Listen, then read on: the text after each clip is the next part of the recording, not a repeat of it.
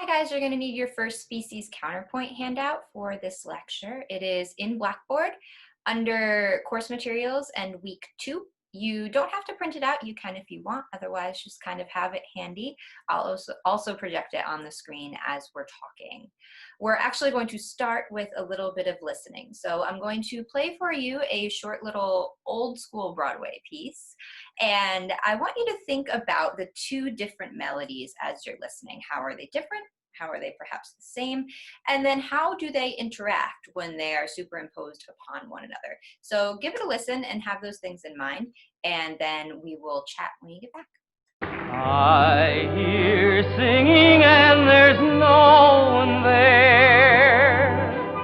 I smell blossoms and the trees are bare. All day long I seem to walk on air. I wonder why, I wonder why. I keep tossing in my sleep at night, and what's more, I've lost my appetite. Stars that used to twinkle in the skies are twinkling in my eyes. I wonder why.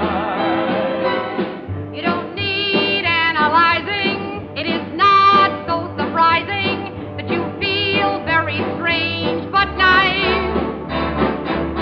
Your heart goes pitter-patter. I know just what's the matter because I've been there once or twice. Put your head on my shoulder. You need someone who's older. A rub down with a velvet glove. There is nothing you can take to relieve that pleasant ache. You're not sick, you just need love. You don't need and there's no one there. I smell blossoms and the trees are bare. All day long I seem to walk on air. I wonder why. I wonder why. Your head on my Tossing in shoulder. my sleep at night, and what's more, I've lost my appetite.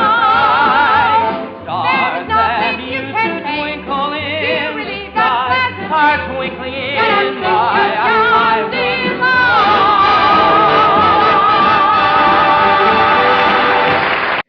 So why did I start with a Broadway example during a unit on counterpoint? If you listen to that piece, you've got two very distinct melodies, right? You have a very kind of legato, emotional melody sung by the gentleman, and then Ethel Merman comes in with a very different melody. The contour is very jagged, the rhythms are very direct. She does a lot of arpeggiating. So two very, very distinct melodies that are one after the other. And then all of a sudden they happen at the same time. And despite the fact that they are very, very different, somehow they work both alone and together. And that is kind of the crux of what we're getting at with this counterpoint unit. Two melodies that alone are beautiful and stand by themselves fine, but also work together when they are superimposed on top of one another. So what is today's lecture going to be about? Today we're going to be tackling our first of a few days of counterpoint. So first off, what is counterpoint? Some of you may have heard this term before. For some of you, it may be entirely new. Counterpoint is when we have multiple melodies that occur at the same time, kind of what I was saying about the Broadway example. Now, with the type of counterpoint that we're going to be looking at, we have a main voice, what we call the cantus firmus, which is your kind of standard voice that will be in every type of counterpoint that we look at. And then there are additional voices. We're just going to deal with one additional voice. There's an additional voice that we refer to as the counterpoint. Now, for today, we are talking about first species counterpoint. First species is the simplest in terms of the number of notes. So we're dealing with note against note. Your cantus is going to be in whole notes, and your counterpoint, we're going to deal with counterpoint above for right now, is going to also be in whole notes. So they will proceed note against note for the entire duration of the piece. Now, your goal with creating first species counterpoint is that you will have two melodies that are both beautiful in their own right, but that also work together when they are stacked vertically. So how do we go about achieving that? There are three things that I want you to keep in mind. The first thing is independence, independence of the voices. So if you think about that Broadway example, it was very, very easy when both singers were singing simultaneously to hear the distinct lines. Both lines were very independent in that they had their own characteristics. So independence in voices is going to be a pretty critical component of this counterpoint. Another thing to think about is variety in both the intervals that you use and the types of motion that you use. And we'll talk about types of motion in a minute, so don't worry about that. And then the last thing is closure and or a sense of arrival at the ending, what we're going to refer to as the cadence. The moment when the two lines that have been kind of doing their own thing for the duration of the piece finally seem to converge and settle in. And that is the kind of moment of arrival of the piece. So I'm going to have you get your handout out, so pull it up, or you can just take a look at what I put up on the screen. There are a couple of examples on the handout, and these are examples of just some good first species counterpoint. Now, you can see, and I'll go ahead and label them. The cantus is the bottom voice, so your cantus in this one is your bass clef voice, and then your counterpoint is the voice above. And you'll see that there is a strand of numbers between the two lines. Those are generic intervals. Now, what I mean by generic is that I'm just telling you with those numbers what the size of the interval is. I have taken no care with what the quality is. So that 10th in measure 2, it could be major, it could be minor. I really don't, for these purposes, care. So those intervals are just size only. That's really all you need to worry about for right now. So let's give this one a listen and see if you can, as you're listening, kind of think about what we were talking about earlier, the independence of lines, different types of motion, things like that.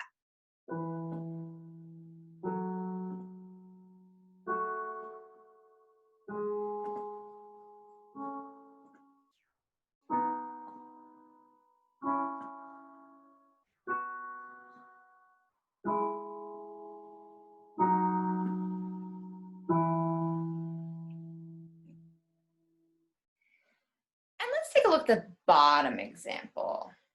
So we're going to switch over to minor key, and let's give this one a listen.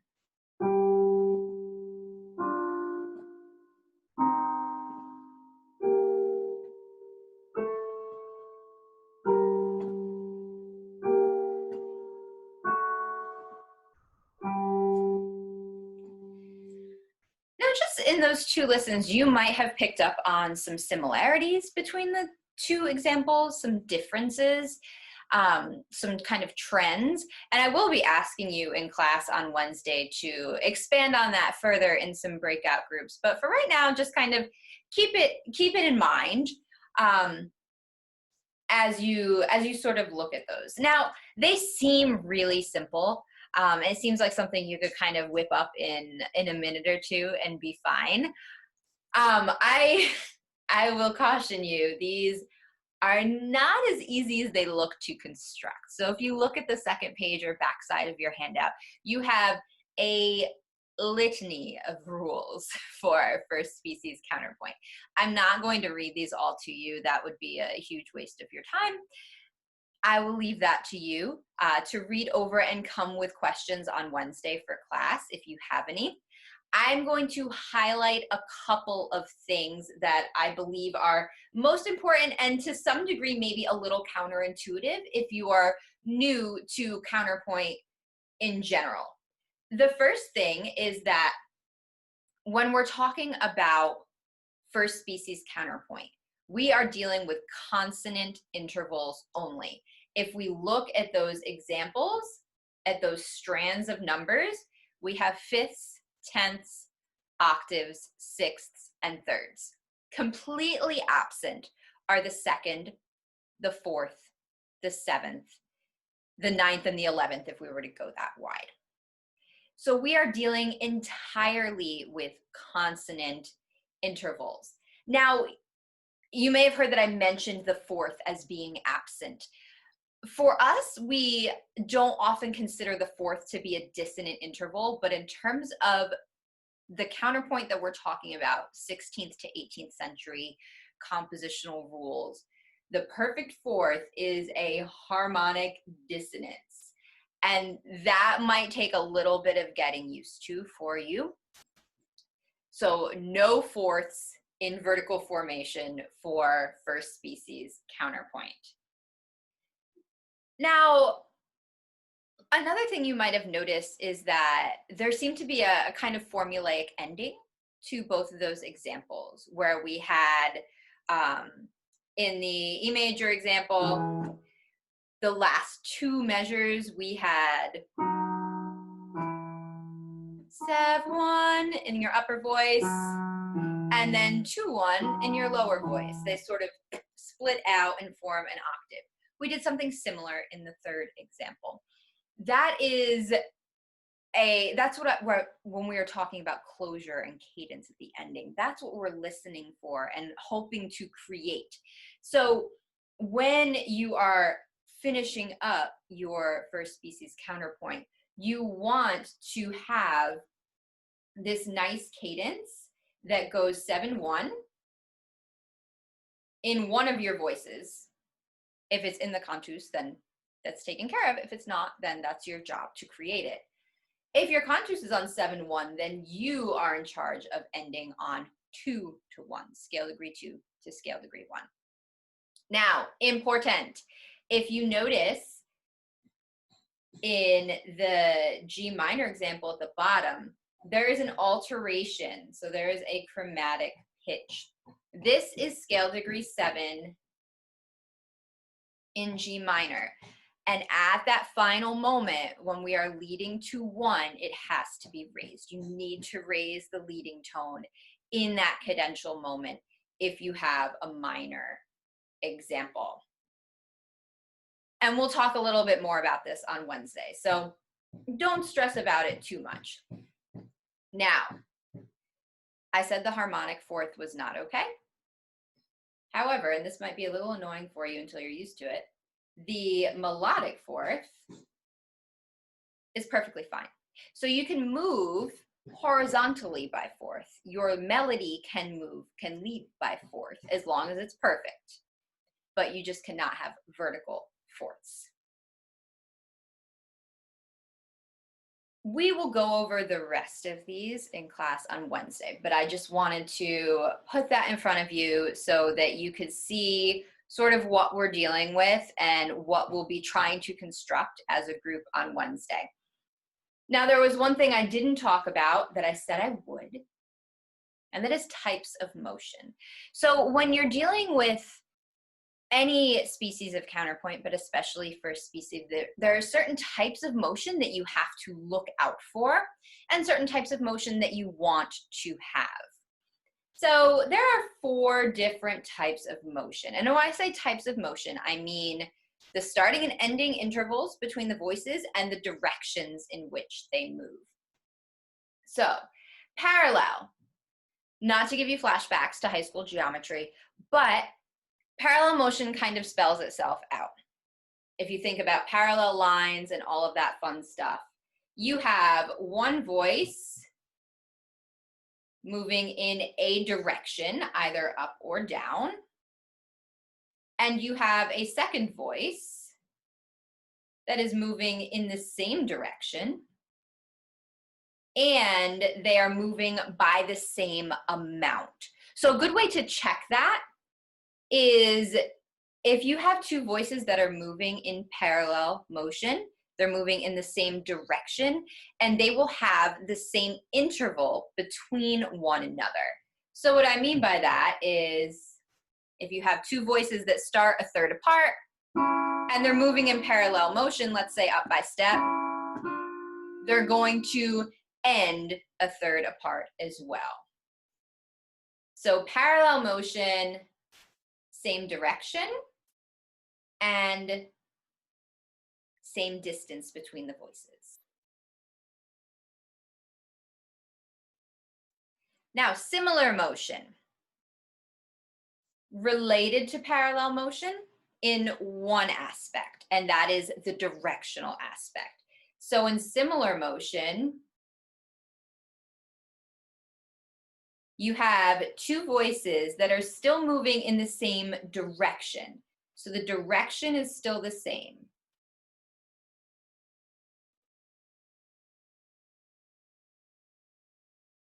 What is different is that one voice is moving a little more steeply than the other. So let's say we started at a third here and we finish up at a sixth here.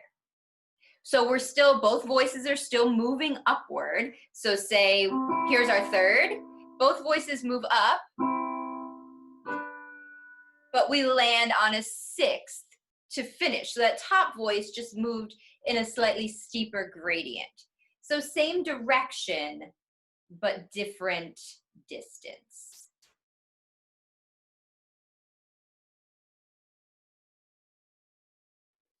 Now we get to contrary motion. And again, the name kind of spells it out a little bit for you, so you can probably intuit what's about to happen.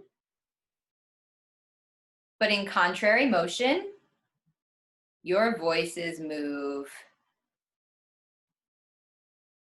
in opposite directions. So they are either moving outward, upper voice moving out, lower voice moving down, or the other way. Upper voice goes down and lower voice comes up. There is no guideline for distance with this. It is only about motion. Contrary motion is directional. They're moving in opposite directions.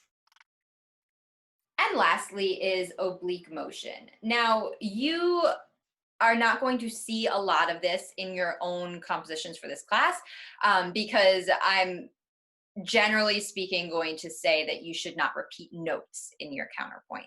So you won't see this much, but oblique motion is when one voice moves and the other just stays the same. And that moving voice can move up or down. The important part is that the other voice does not move. So let's go back to the first page of that handout. And I would like us to revisit this first example.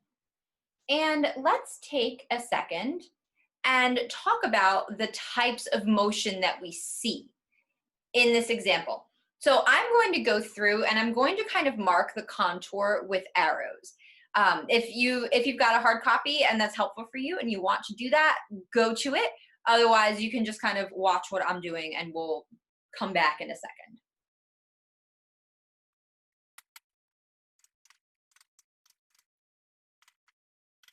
All right, so for me, those arrows just make it a little easier for me to see the types of motion that we have across each bar line.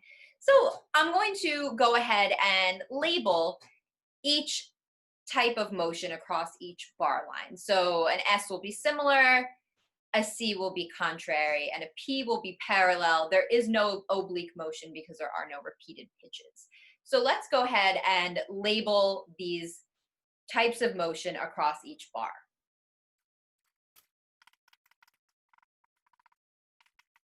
All right, so what we see is an abundance of C, an abundance of contrary motion. Now, let's take a look at the rules again. And I do have that noted under the guidelines to keep in mind. Oh, sorry, no, it's under rules governing melody. Contrary motion is your best bet most of the time. Contrary motion will never get you into trouble. You do have to be careful, however, with similar and parallel motion, because you have to be careful with the intervals with which you're dealing. And what I mean by that is I have this statement on here on your handout that says, avoid parallel fifths and octaves and avoid similar motion into fifths and octaves. So what does that mean? You can have parallel and similar motion, and we have it here in this example. We have examples of both of them. But you have to be careful with the intervals involved. You cannot have parallel motion that lands you on fives and eights, fifths and octaves. So you have to be careful that you don't move into perfect intervals with parallel or similar motion. So what is your option then? Let's look at the two instances we have here of parallel intervals that are not at the very beginning. So here's our very first perfect interval at the very beginning. And then we have an octave here. We have a fifth here. And then we have our terminal octave. So those are our four parallel intervals. We don't have to worry about how we get to the first one because that's just how we start. But let's look at the type of motion that brings us into the other ones. So if you look at this octave in bar 4, we get to it through contrary motion. The fifth, we also arrive to with contrary motion. And finally, our cadence gets us to an octave with contrary motion. So if you are going to approach perfect intervals, fifths or octaves, you have to do it with contrary motion. We will get more in depth on that in class on Wednesday. This is sort of your crash course in the initial aspects of first species counterpoint. Really quick before I let you go, there is a problem set on our 2C that is due on Wednesday. It consists of little 2-measure snippets of first species counterpoint. Do not think of it as this is the beginning of a piece I need to start on a perfect interval. You can start on any consonant you like. The idea is that you just have to maintain the rules that we talked about on this second page. It's only 2 measures per example. So you just need to make sure that you have 2 consonances, so thirds, fifths, sixths, octaves, tenths, if you want to get fancy. Consonances only, and if you do have a fifth or an octave, make sure that you approach it with contrary motion. And there is an option in there. You do have to put the intervals, actually type in the generic interval size in the problem set. So that will help you as well. If you see that you've got a 6 and then a 5, you better make sure that you get to that 5 with contrary motion and not parallel or similar, or the program will flag you. Okay, so that is your introduction to first species counterpoint. Again, look these rules over. We will touch base in class synchronously on Wednesday. So if you have questions, jot them down or make note of them now and come with them ready on Wednesday. And we will, as you can see at the bottom of this page, we will indeed go ahead and try our hand at composing a little bit of first species counterpoint at the end of our class on Wednesday.